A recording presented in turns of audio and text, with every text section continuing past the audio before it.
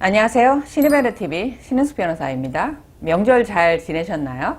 글쎄요, 저는 명절에 대해서 이렇게 스트레스를 잘 받는 성격은 아닌데, 왜냐? 일을 안 하니까.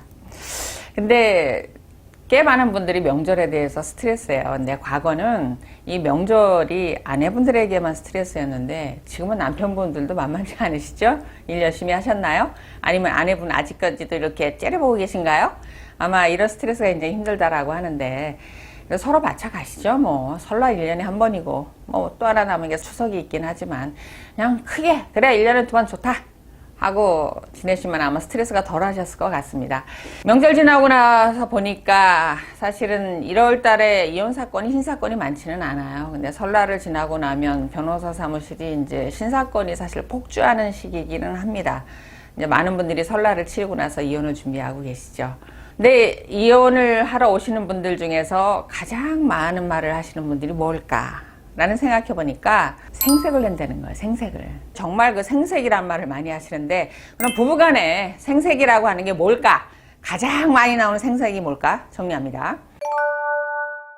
우선 생색에 대해서 아내와 남편 중에 비교해 보면 아내분 쪽이 더 많습니다. 남편이 생색을 낸다.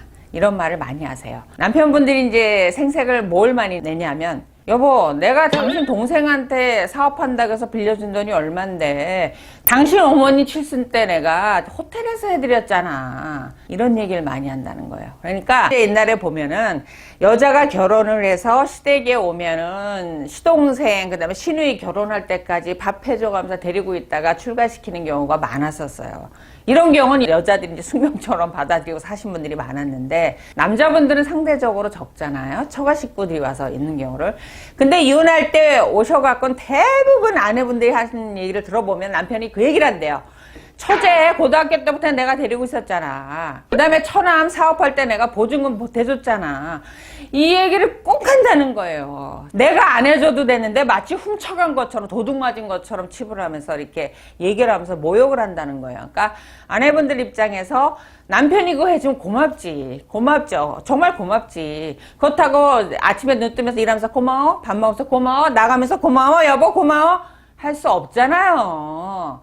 어쩌다는 한 번은 하겠지만 물론 그걸 당연시 생각하면 안 되지만 그거를 내가 그렇게 했는데도 안 알아주지 않는다고 말끝마다 꺼내니까 정말 못 살겠더라는 거예요. 그러면 그렇게 생색을 내면 어떤 생각이 드냐면 아니 내가 이 집안의 노예 노비도 아니고 주인께서 물을 한 잔 하사했노라 뭐 이런 생각을 갖고 있더라는 거예요. 그러니까 부부가 이렇게 평등하다는 생각을 안 갖는다는 거예요. 아내가 시댁에 하는 건 당연하고 그 다음에 그 남편이 처갓집에 하는 건 남들이 안 하는 걸 해주는. 그러니까 아내 생각에는 내가 노예 노비가 돼서 주인님이 뭔가를 하사한 걸 뭐 은혜처럼 감사히 생각해야 되고 항상 떠받들어야 되는 이런 존재로 취급받는다는 거에서 대단히 모욕감을 느낍니다. 대단히 모욕감을. 그런 부분 때문에 그럼 나는 시댁에 한 건 당연하고 왜 남편은 처갓집에 한 걸 저렇게 생색을 낼까 이런 생각을 한다라는 겁니다. 그리고 또 하나 이분들이 이제 생색에 대해서 불만이 계신 게 아내분들이 그렇게 생색 낼 것 같으면 시가에 하는 거랑 똑같이 하든지 아니면 더 하든지 이러고 생색을 내면 되는데 예를 들면 시가에는 저기 칠순잔치 하시라고 1,000만 원 드렸는데 처갓집에는 500만 원 줘놓고 그걸 그렇게 생색을 낸다는 거예요. 똑같이 한 것도 아니면서. 그러니까 가뜩이나 우리 부모님을 홀대한다는 생각, 나를 무시하나? 이런 생각을 하고 있는데 거기다 생색까지 내니까 살 수 없더라 라는 겁니다. 그래서 이런 부분 생색을 굉장히 힘들어 하고요. 그 다음에 또 하나 이제 아내분들이 힘들어하는 생색이 보면 여자 입장에서 아내 입장에서 당연한 걸 해놓고 생색내는 게 있습니다. 당신이 어디 가서 나 같은 남편을 만나? 이러면서 내가 월급을 걸러받니 다른 여자랑 바람을 피기를 했어. 내가 당신을 때리기를 했어. 욕을 했어. 그러면서 생색을 낸다는 거예요. 남자든 여자든 돈을 벌면 가정경제에 먹고 살자고 돈 줘야 되는 거 맞고요. 바람 안 펴야 되는 거 맞고요. 민법에 있습니다. 정조 의무. 맞고요. 그 다음에 폭언, 폭행 이건 범죄입니다. 범죄 저질이 안 해야 되는 건 당연한 거예요. 당연한 거를 하면서 이거를 생색을 낸다는 거야. 자기는 안 했다고. 그러면 도대체 남편의 말 속에 어디 가서 물어봐. 그럼 주변에 매 그런 사람만 있다는 얘기 아니에요? 그 다음에 남편분들은 만나면 무슨 얘기합니까 도대체? 아내분 때린 얘기, 아내한테 욕한 얘기, 돈 안 주고 꿍친 얘기 이런 얘기 하십니까? 도대체 누구를 기준으로 하길래 당연히 해야 될 거 가지고 생색을 내냐는 거예요. 아까 미치겠다는 거야. 미치겠다는 거야. 생각을 해봐요. 월급 매달 받아오는데 매달 주면서 그 얘기 한번 해보세요. 얼마나 힘들겠어요. 그러면서 이제 요구를 하는 거죠. 당신 옆집 영희 엄마는 어떻고 저쩌고 저쩌고 다른 엄마는 어쩌고 저쩌고 하더니 아니 당연한 거 해주면서 생색내고 그러면서 다른 사람하고 비교를 하더니 살겠느냐고요. 그러니까 생색이 이런 부분 때문에 이제 굉장히 힘들어진다는 거예요. 저기요 잠깐! 영상 다 보시기 전에 좋아요, 구독 좀 눌러주세요. 그 다음에 이제 남편들이 견딜 수 없는 생색들이 있어요. 아내분들의 생색이 뭐냐면 나 같은 사람이 어딨어. 내가 낭비를 해, 돈을 허투루 쓰기를 해. 나야 내 정도 이렇게 살림하니까 당신 박봉 가지고 내가 그래도 애들 가르치고 이렇게 번듯한 집 하나 마련한 거야. 이 얘기를 한다는 겁니다. 그럼 남편이 사실은 고맙겠죠. 본인들도 알 거예요. 물론 이제 밖에 나가서 이제 길 가면서 보는 멋진 여자 같지는 않지만 집에 들어오면 소박하고 수수해도 에휴 내가 많이 벌어다 주지 못하니까 저렇게 이쁜 옷도 못 사입고 저러지 하다가도 아내가 그 얘기를 딱 하면 확 집을 나가고 싶답니다. 그냥 얘기하기 쉽지 않고 집을 나가고 싶다는 거예요. 얘기해봤자 소용도 없고. 그러니까 남편분 입장에서는 물론 매달 받아주는 월급이 적지만 그래도 여보 수고했어 고마워 이 한마디 해주면 좋은데 나 같은 사람 있는 줄 알아? 이거 받고 당신하고 누가 살이 나니까 살지 이러고 받으면 제가 입장 바꿔 생각해도 오만장이 뚝뚝 떨어질 것 같아요. 그렇게 이제 남편 입장에서 보면 당연히 이제 가정주부로서 해야 될 일을 하면서 이제 이렇게 생색을 낸다라는 거예요. 그게 이제 굉장히 힘들다 그러고 또 하나 남자분들이 싫어하는 아내의 생색이 뭐냐면 경조사 때, 그 다음에 명절 때. 남편 입장에선 그래요. 아니 1년 내내 매일 가자는 것도 아니고 명절 때, 그 다음 엄마 아버지 생신 때, 그 다음 동생 결혼한다는데 그거 하나 못 가? 그리고 가서 좀 좋은 얼굴로 방긋방긋 웃으면서 주변 사람들한테 인사도 하고 어울리고 그러면 좀 좋아. 가서 뚱 내밀고 앉아가지고 그냥 오히려 안 왔으면 하는 모든 사람들이 불편하게 하는 그렇게 꼭 해야 되겠냐. 1년에 한두 번 하면서 꼭 그 얘기를 하세요. 그래서 오시면 남자들의 이혼 사연은 딱 두 가지라고 보시면 돼요. 크게 두 가지. 밥 안 해준다. 특히 아침밥.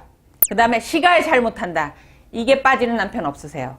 그러니까 이혼을 고민하시면서 이 영상 보시는 분들 아내분한테 이 불만 없는 분은 한번 손 들어보세요.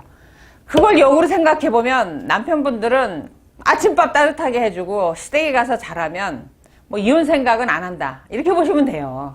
물론 이제 눈이 확 이렇게 돌아갈 만큼 아름다운 여성을 만나서 내 나머지 인생을 불태우리 뭐 이런 여자 생기는 게 아니면 그러니까 그런 부분에 대해서 아내분들이 이제 남편분을 이렇게 만족시켜주지 못하는 거죠. 그러니까 남편분들 머릿속에는 그건 당연하다고 생각하기 때문이야. 당연한 건데 안 해주거나 아니면 당연한 걸 하면서 이제 생색낸다라고 생각을 하는 거죠.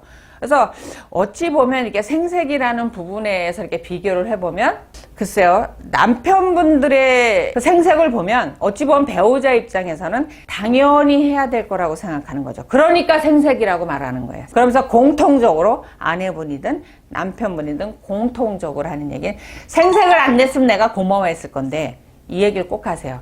그러니까 자, 이 영상을 보신 분들은 이제 앞으로 어떻게 태도를 바꾸시면 되냐면 내가 이만큼 해줬는데도 저 사람이 그 리액션이 없어. 어머 고마워 여보 이런 게 없다라고 해도 내가 서운해하지 않겠다라는 마음을 먹고 해주기.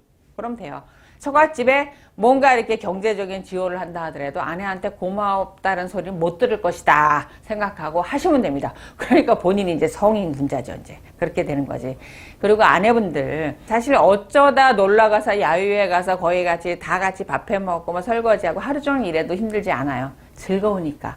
하지만 매일매일 하는 일, 정말 해도 표시가 안 나는 일, 이 일상 속에서 매너리즘에 빠져가지고 이게 즐겁지도 않고 당연히 해야 된다라는 부분에서 나의 인생은 뭘까? 나의 가치는 뭘까?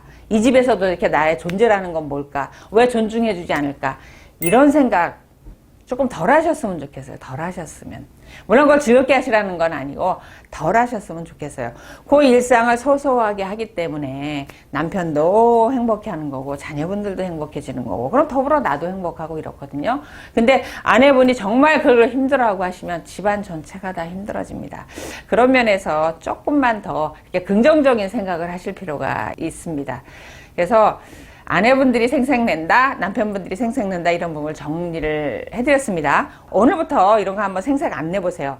배우자가 그럴걸요? 웬일이지? 이 사람이 변했네? 하라는 생각 하실걸요? 생색을 안 내야 고마워한답니다. 오늘 영상 도움이 되셨다면 좋아요, 구독 버튼 누르시기 바랍니다.